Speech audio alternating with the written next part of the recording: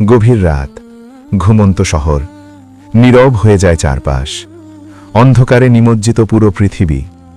ঠিক তখনই আল্লাহ ডাক দেন তার প্রিয় বান্দাদের। আল্লাহ প্রিয় বান্দা আরামের বিছানা ছেড়ে যায়, পানির কাছে অজু করে দাঁড়ায় নামাজে।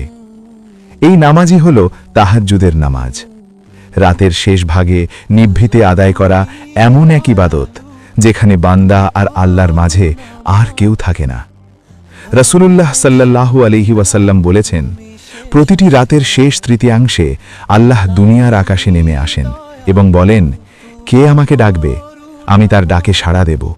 কে কি চাইবে, আমি তাকে সেটা দেব। তাহাজ্জুদ গুনাহ মাফের দরজা খুলে দেয়, ভাঙা হৃদয় জোড়া লাগায়, অসম্ভবকে সম্ভব করে আর আল্লাহর কাছে সবচেয়ে প্রিয় করে তোলে বান্দাকে। আজ থেকে রাতে একটু আগে ঘুমান, একটু আগে উঠুন।